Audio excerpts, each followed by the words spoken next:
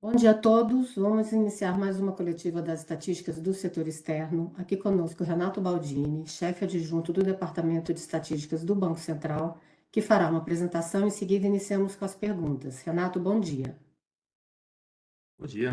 Então, sou Renato Baldini, chefe adjunto do Departamento de Estatísticas, como disse a Adriana. Bom, eu inicio aqui a apresentação, mais uma vez informando a vocês que não foi possível gerar nesse mês as informações parciais do mercado de câmbio que costumam acompanhar a nota com as estatísticas do setor externo. Assim como nos meses anteriores, a impossibilidade de gerar essas informações foi decorrente das paralisações e da operação padrão que continuam sendo realizadas pelas equipes de servidores do Banco Central. O que esse movimento segue buscando é a eliminação das assimetrias remuneratórias inaceitáveis que persistem e que podem até se acentuar ainda mais entre carreiras de Estado equivalentes no serviço público federal. Esse tratamento desigual ao Banco Central e aos seus servidores é injusto e nós esperamos que seja corrigido o mais rápido possível.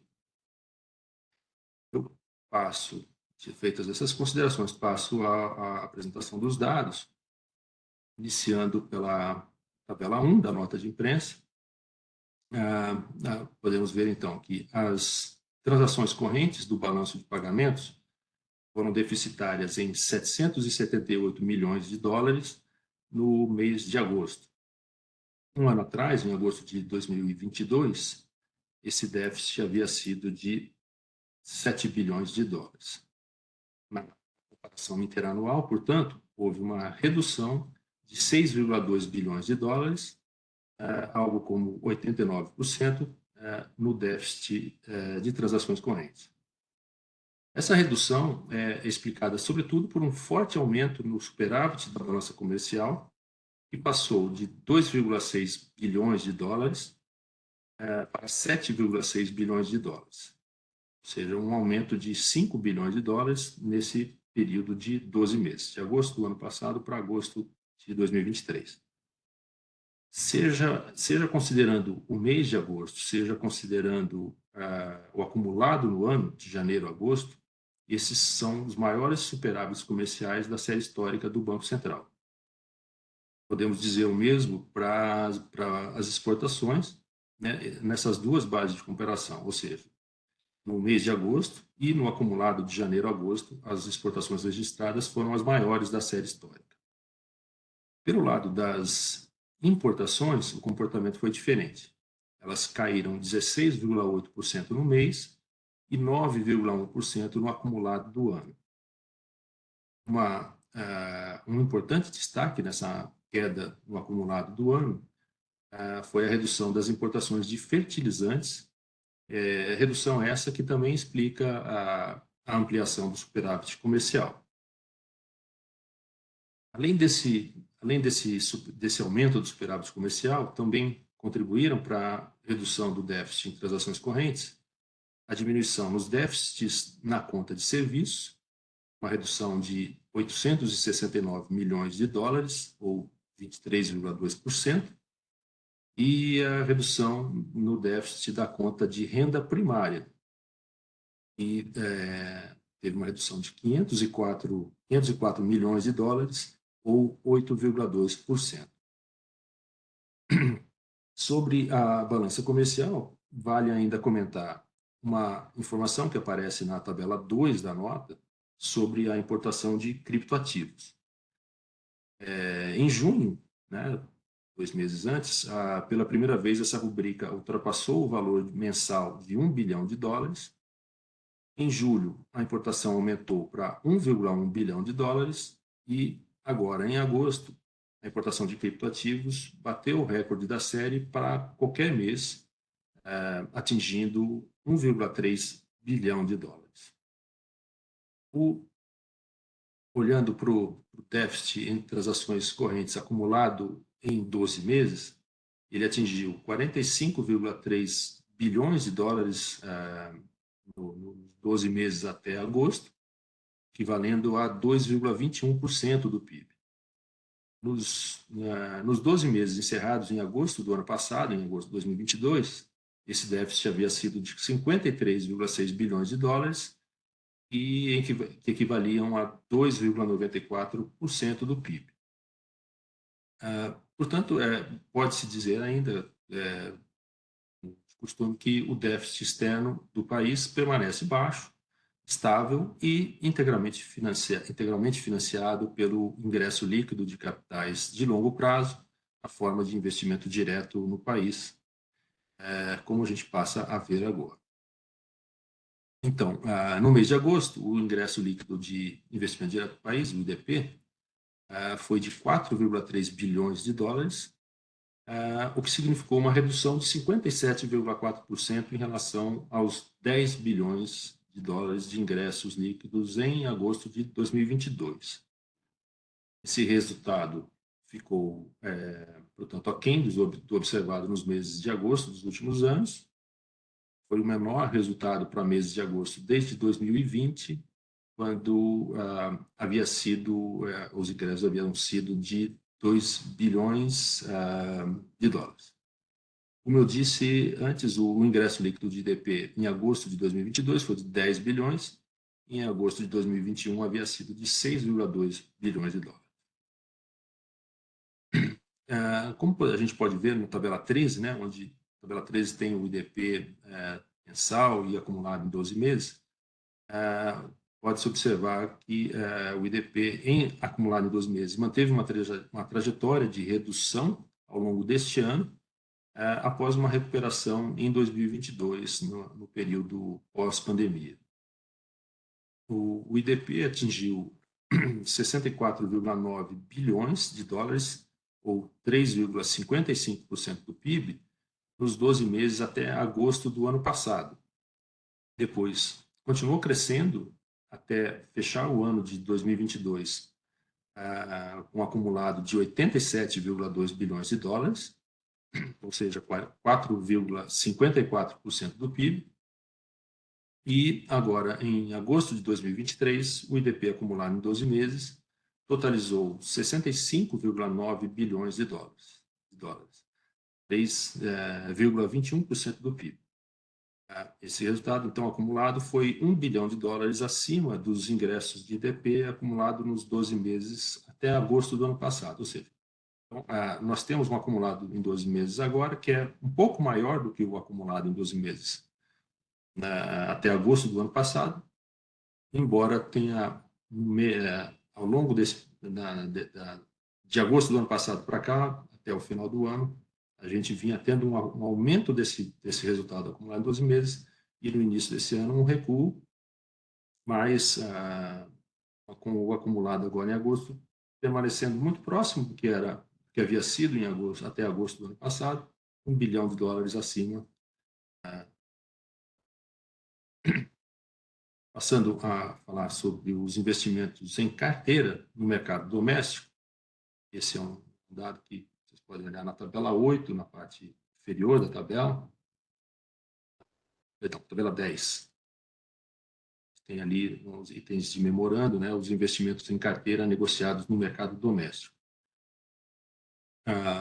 Esses investimentos tiveram, nesse período, no mês de agosto, saídas líquidas de 807 milhões de dólares, com comportamentos inversos em seus componentes. As ações e fundos de investimentos tiveram saídas líquidas de 2,3 bilhões de dólares em agosto, após terem registrado ingressos líquidos de 1,4 bilhão de dólares em julho, no mês anterior. E os títulos de dívida, por sua vez, tiveram ingressos líquidos de 1,5 bilhão em agosto, após saídas líquidas de 1,7 bilhão em julho. Isso, mais uma vez, demonstra uma tendência de oscilações aí nas trajetórias desses investimentos. Neste ano de 2023, de janeiro a agosto, os ingressos líquidos de investimentos em carteira, né, negociados no mercado doméstico, somaram 3,1 bilhões de dólares, puxados pelos ingressos líquidos de 5,9 bilhões de dólares em títulos de dívida.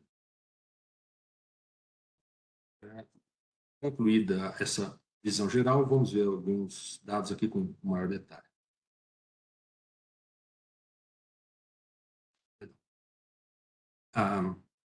Na tabela 3, conta de serviços, teve uma redução em seu déficit, que havia sido de 3,7 bilhões de dólares em agosto de 2022, para um déficit de 2,9 bilhões de dólares agora em agosto. Na rubrica de transportes, tivemos um déficit de 1 bilhão de dólares, com redução interanual de 48,5%, 48,5%, explicada por quedas tanto nos preços internacionais de fretes, quanto no volume das importações. Mais abaixo, nas viagens internacionais, o déficit permaneceu praticamente estável em 615 milhões de dólares, com um aumento interanual nos fluxos brutos, tanto de receitas, que aumentaram 52,5%, quanto de despesas, que aumentaram 21,1%. Então, as receitas, ou seja, os gastos de turistas estrangeiros no Brasil, foram de 657 milhões de dólares. Essa foi a maior receita mensal para meses de agosto da série histórica, iniciada em 1995.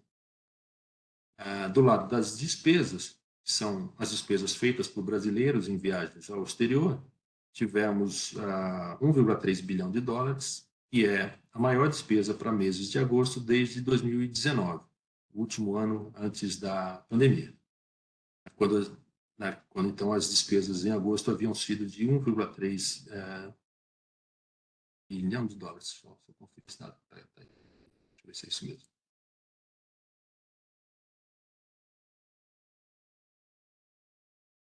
Acho que não.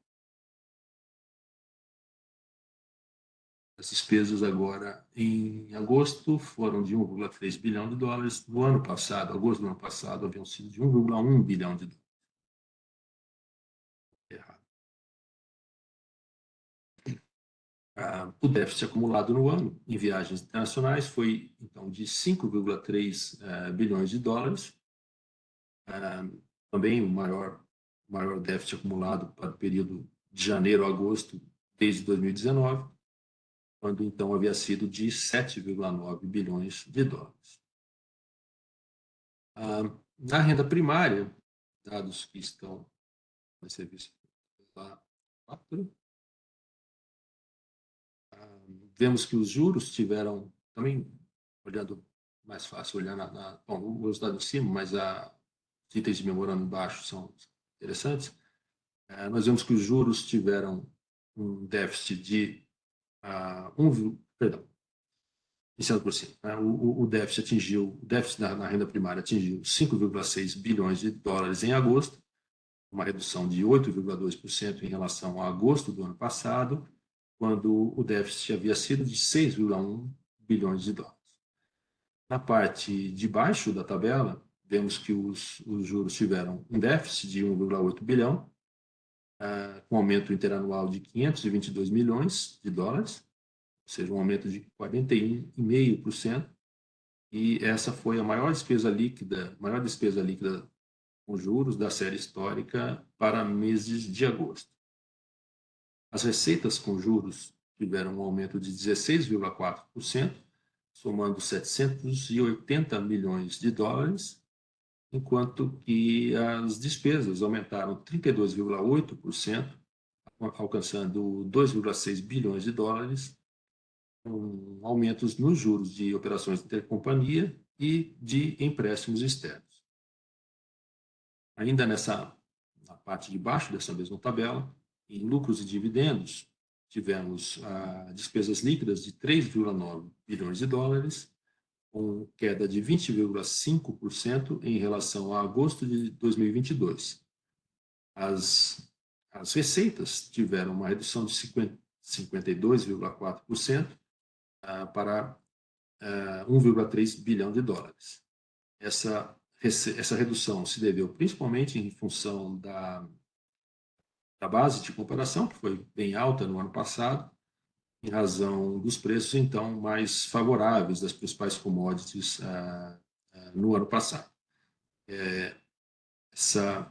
Elas, então, no ano passado, contribuíram, os preços mais favoráveis contribuíram para uma receita de lucros de 2,7 bilhões de dólares no mês de agosto de 2022. Portanto, aí a gente tem uma queda. As despesas atingiram 5,2 bilhões e tiveram uma queda de 31,8%. Passando para o investimento direto, né, primeiro olhando rapidamente para os investimentos diretos no exterior, de empresas brasileiras, né, o investimento no exterior somou 644 milhões em agosto, os fluxos líquidos, portanto, uma redução de 2,5 bilhões de dólares em relação a agosto de 2022. O principal responsável por essa redução foram os lucros reinvestidos em função da queda das receitas de lucros que vimos há pouco na tabela 4. Passando para os investimentos diretos no país, também, como já vimos, eles tiveram um fluxo líquido de 4,2 bilhões de dólares, um ingresso líquido desse valor, e no mês de agosto, os ingressos de participação no capital, sem considerar os reinvestimentos, aumentaram 72,5% e subiram para 3,2 bilhões de dólares. Os reinvestimentos de lucros se reduziram, também acompanhando a redução das despesas de lucros, vista na tabela 4. E o destaque, na verdade, foram as operações intercompanhia, foram a principal responsável pela redução do IDP no mês.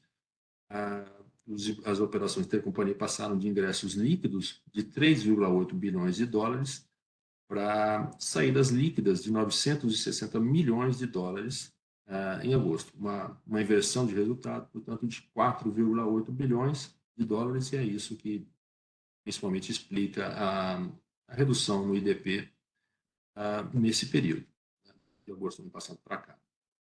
Mas, assim, né, assim, importante, talvez, olhando ali na tabela, deixa eu olhar a tabela 13, né, onde aparecem os investimentos diretos do país mês a mês, tanto o resultado mensal quanto o acumulado em 12 meses. A gente vê que, primeiro, o valor de agosto havia sido bastante alto, então você tem uma base elevada, né, ajuda a explicar um pouco a redução, mas olhando o acumulado em 12 meses, a gente vê um comportamento que teve uma oscilação para cima, de agosto do ano passado até final do ano, depois um recuo, mas com o acumulado em 12 meses permanecendo ainda 1 bilhão acima do alcançado até agosto do ano passado. Por fim, as taxas de rolagem atingiram em agosto 129%, situando-se em 140% nos títulos de dívida e em 122% nos empréstimos externos, mostrando, portanto, que permanece tranquilo, com pleno acesso, né, às empresas brasileiras ao mercado internacional. No ano de 2023, a taxa média de rolagem atingiu 100%. E, bom, eram essas as informações, né, que eu basicamente trazia para vocês, e passo a palavra à Adriana e a gente pode partir para a sessão de perguntas e respostas. Obrigada, Renato. Quem quiser fazer alguma pergunta, basta clicar na mãozinha que está na tela e, assim que chamado, por gentileza, se apresentar, nome e veículo que representa. Até o momento, sem perguntas, Renato, vamos aguardar mais um pouquinho. Vou checando aqui também.